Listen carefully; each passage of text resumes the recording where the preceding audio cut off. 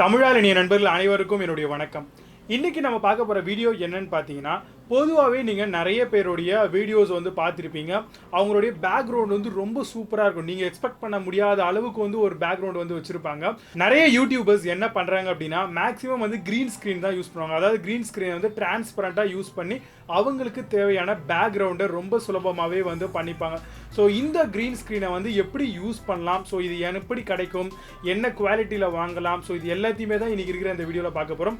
அதுக்கு மட்டும் இல்லைங்க, இந்த வீடியோவில் நம்ம டெமோவும் பார்க்க போகிறோம். நான் ஒரு க்ரீன் ஸ்க்ரீன் வச்சுருக்கேன். ஸோ அதில் நான் எப்படி வீடியோ ரெக்கார்ட் பண்ணுறேன், அதை சாஃப்ட்வேரில் எப்படி எடிட் பண்ண போகிறேன், ஸோ எல்லா விஷயங்களும் இன்றைக்கி இருக்கிற இந்த பதிவில் பார்க்க போகிறோம். என்னுடைய பெயர் விஜய். வாங்க இன்றைக்கி இருக்கிற வீடியோக்குள்ளே போகலாம்.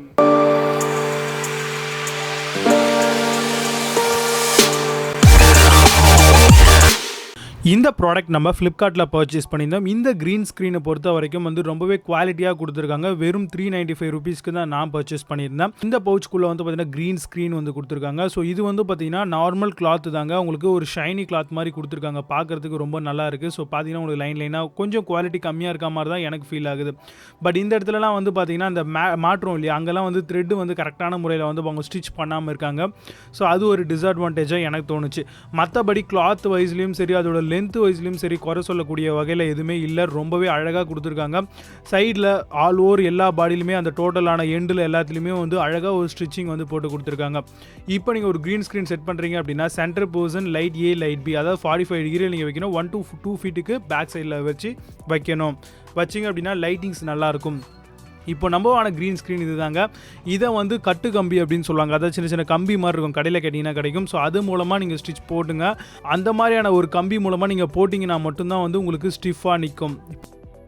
இப்போ நான் லைட்டு வந்து பார்த்திங்கன்னா யூஸ் பண்ணியிருக்கேன். ஒரு டியூப் லைட் இருக்குது பேக்கில், சைடில் வந்து பார்த்திங்கன்னா ஒரு tube light LED tube light இருக்குது. ஃப்ரண்ட்டில் வந்து பார்த்திங்கன்னா ஒரு சின்ன நார்மல் லைட் நான் 2 யூஸ் பண்ணியிருக்கேன்.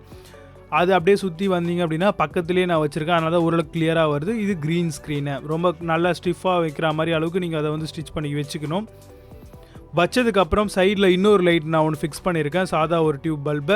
ஸோ அதுக்கப்புறம் மேலே வந்து பார்த்திங்கன்னா உங்களுக்கு நார்மல் டியூப் லைட். இப்போது இந்த மாதிரியான ஒரு சேஃப்டி பின் வச்சு நீங்கள் ஃபுல்லாகவே வந்து பார்த்திங்கன்னா எல்லா ஸ்க்ரீன் சைடில் உங்களுக்கு ஏற்றது போல் டிசைன் பண்ணி செட் பண்ணிக்கணும். இப்போது நான் எல்லாமே செட் பண்ணி இப்போ நான் ஒரு வீடியோ ரெக்கார்ட் பண்ணிகிட்ருக்கேன். இது வந்து ஒரு சாம்பிள் வீடியோ. உங்களுக்கு எப்படி க்ரீன் ஸ்க்ரீனில் சேஞ்ச் பண்ணலாம், அது எப்படி பண்ண முடியும் ஃபிலிமோராவில் அப்படிங்கிறத சொல்கிறேன். ஃபிலிமோரா அப்படிங்கிறது எல்லாராலையும் யூஸ் பண்ணக்கூடியதுனால நான் ஃபிலிமோராவில் உங்களுக்கு இதை எக்ஸ்பிளைன் பண்ண போகிறேன். அது மட்டும் இல்லைங்க, ஃபிலிமோராவில் நம்ம ஈஸியாகவே எடிட் பண்ணிக்கலாம்.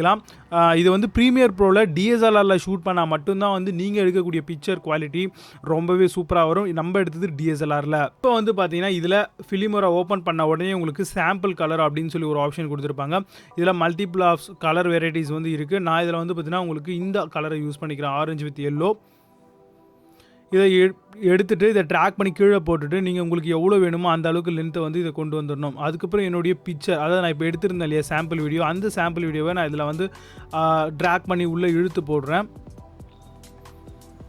இந்த ட்ராக் பண்ணி போட்ட இந்த பிக்சர் வந்து பார்த்திங்கன்னா நமக்கு ஏற்ற அலைன்மெண்ட் எல்லாத்தையுமே நம்ம வந்து செட் பண்ணிக்கிறது போல் இருக்கும். செட் பண்ணதுக்கப்புறம் வந்து பார்த்திங்க அப்படின்னா நம்மளுடைய இந்த பிக்சரை வந்து நம்ம ரெண்டர் பண்ணுறது போல் இருக்குங்க.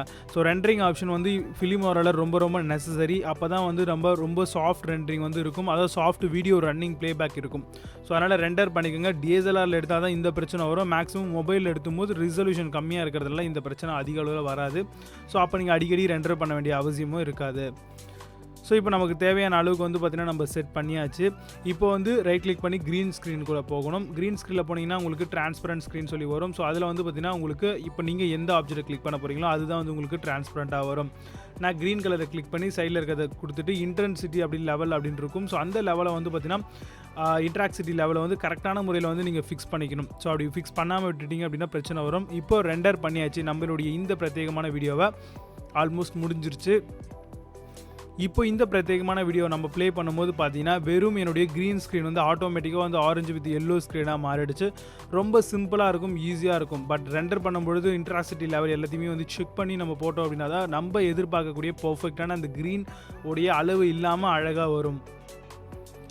இது மாதிரி சிம்பிளாக வந்து பார்த்தீங்கன்னா நம்ம ரொம்ப சூப்பராகவே வந்து நம்மளுடைய ஆப்ஜெக்ட்டை ரெண்டர் பண்ணிக்கலாம். Full method. இதில் ஏதாவது டவுட்ஸ் இருந்தால் மறக்காமல் கமெண்ட் பாக்ஸில் கமெண்ட் பண்ணுங்கள். இந்த ப்ராடக்ட்டை நீங்கள் வாங்கணும்னு நினச்சிங்கன்னா லிங்க் டிஸ்கிரிப்ஷனில் இருக்குது, பை பண்ணிக்கோங்க. கண்டிப்பாக இன்றைக்கி பார்த்த இந்த க்ரீன் ஸ்க்ரீன் வீடியோ, அதாவது வந்து ஒரு டிரான்ஸ்பரண்ட் ஸ்க்ரீனை வந்து யூஸ் பண்ணி நம்ம எப்படி வந்து நம்ம இஷ்டத்துக்கு நம்ம ஒரு சூப்பரான பேக்ரவுண்ட் மாற்றலாம் அப்படிங்கிறத தெரிஞ்சிருப்பீங்க அப்படின்னு நினைக்கிறேன். கண்டிப்பாக இந்த வீடியோ உங்களுக்கு பிடிச்சிச்சு அப்படின்னா இந்த வீடியோக்கு ஒரு தம்ஸ் அப் பண்ணிக்கோங்க, உங்கள் நண்பர்களுக்கும் ஷேர் பண்ணிக்கோங்க. உங்களுடைய யூடியூப் நண்பர்கள் யாராவது இருந்தாங்க அப்படின்னா கண்டிப்பாக இந்த வீடியோ ஷேர். நம்மளுடைய சேனலை இன்னும் நீங்கள் சப்ஸ்கிரைப் பண்ணாமல் இருந்தீங்க அப்படின்னா சப்ஸ்கிரைப் பண்ணிட்டு கூடவே இருக்கக்கூடிய பெல் ஐக்கனை கிளிக் பண்ணிக்கோங்க. போடக்கூடிய எந்த ஒரு வீடியோ நீங்கள் மிஸ் பண்ணாமல் பார்த்துடலாம். மீண்டும் நல்ல பதிவோடு சந்திக்கிறேன். நன்றி, வணக்கம்.